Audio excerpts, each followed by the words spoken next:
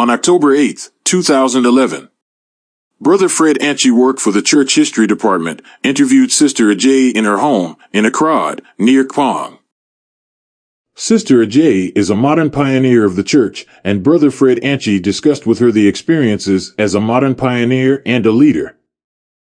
Sister Adjei, shear about yourself, and then continued about her modern experiences. Sister Sarah Adjei was the first child of 7 for Kojo Adomako and Adjoa Effie, who are her parents. Sister Adjei was born on July 25, 1959. At Tikrom near Ejusu, in the Asante region. She was raised there. She attended primary school and middle school, and then left for Kumasi to have her secondary education. At Osei Twitwi Secondary School, where she obtained ordinary level certificates. She continued to St. Monica's Training College at Mampong in Ashanti region for teacher training education, which took 3 years. While there, she met her husband Francisco Adjei. And on April 25, 1980, they married customarily.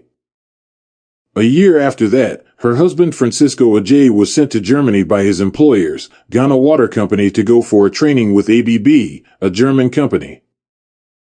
About a year into his training, he got into contact with the missionaries, who converted him, and on July 30, 1983, he was baptized at Servicemen Ward in Mannheim. He did not tell her wife Sister Adjei about his conversion. Until he got home. When he arrived, Sister Adjei prepared the best and delicious meals and other things for his welcoming ceremony, including drink containing an alcohol, but he refused to take the alcohol that was with the food, saying that while in Germany he had joined a church known as the Church of Jesus Christ of Latter-day Saints, which did not take in an alcohol.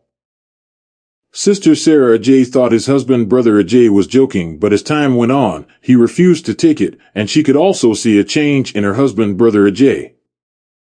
Brother Adjei tried talking to Sister Adjei about the church. But Sister Adjei wasn't interested, because with the reason that she had gone into a Muslim family and she thought that religion was not good for her. So in her teenage years, when she was of age, she had decided to be a Methodist, so she didn't want to change her religion again, so she wasn't interested in another church. But her husband Brother Francisco continued to talk to her about the church, and whilst doing that he was transferred to Kpong, which is about 80 kilometers from Akrade, to work at the Kpong Ghana Waterworks. I joined him there. But before then, when we were in Akrade, he tried locating the church, but it wasn't possible. So he wrote to his home teacher back in Germany, one King, who directed him to see President Kissy, who was then practicing as medical doctor. Brother and Sister Adjei did waste much time to see Dr. Kissy and went there, but they were told he had relocated to set up his own clinic at Odorker. Fortunately, Odorker was where Sister Adjei and Brother Adjei were staying, so they came back and went and met Dr. Kissy at his clinic the following day, which was Saturday. Dr. Kissy assured them of taking them to church on the following day, Sunday. Brother Adjei couldn't wait much time but to see Dr. Kissy the next day, which is Sunday. With the purpose to help her wife investigate his newly discovered church, he joined Dr. Kissy with his wife Sister Adjei to Laudabayakashi branch, where they both worshipped for the first time. It was a fast and testimony Sunday, and the whole service seemed very dull to Sister Adjei, and so that even wasn't Sister Adjei's desire to join the church. But the converted husband was so much anxious to help the wife know the truth. He insisted, and he kept talking to his wife about the church. This was the period they were transferred to Kpong, and when they came to Kpong. When they arrived in Kpong, the church was also not found here in Kpong. So once in a while, they had to go to Akrade to worship, until December 1984, when they lost their first child. The loss of their child, in fact, was a very painful blow to this family. And so Sister Adjei decided she would join her husband Francisco Adjei to church.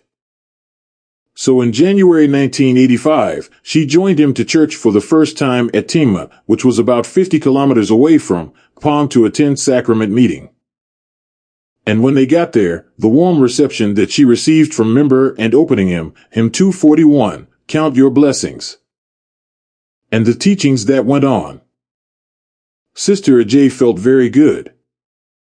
She said, and I quote, "I felt God was speaking to me through the hymn, count your blessings, because though I had lost my child, there were so many other blessings that I had." There, I decided to change my mind and joined the church. So I started receiving the discussions from the branch mission leader Brother Martin Kofi, quote closed. On February 2nd, 1985, I got baptized in the sea. There wasn't any baptismal font and hence the sea. And she was so afraid, so Brother Bua, the mission president of Nigeria as at that time, had to assist Brother Kofi to take me into the sea for the baptism. Then we started talking about the change to our co-workers and their neighbors, and they got Brother Tyson, Brother Ada, and Brother Francois to be joining them to Tima every Sunday to worship. Sister Adjei said, "On our way to Tima and back we always played the cassette, and listened to the hymns and sang along with the hymns with the cassettes, and my favorite hymn was hymn 2. The Spirit of God like fire." She said very soon, Brother Ada's children joined in the Piaget that we were using for the trip every Sunday was full and couldn't contain us. So, in October, the mission president asked us to look for a place to start a group in Kpong.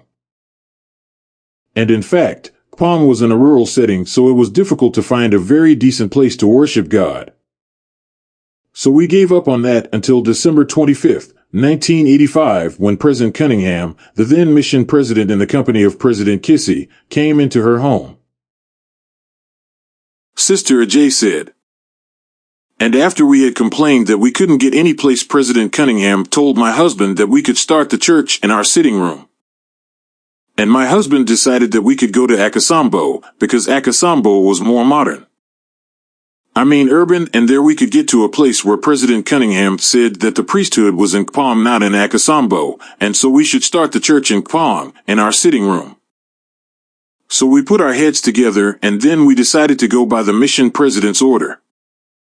So, on the eve of January 19th, 1986, my husband and I arranged the sitting room and prayed that that place would be acceptable for the church to be started. And that God should bless the place so that we could get more souls. So the next day, Brothers Martin Kofi and William Aqua came from Tima to join us, and we also invited our neighbors and our friends. Our colleagues at work, and we had a lot of people to worship with us on the first day. Our opening hymn for that day was hymn 200.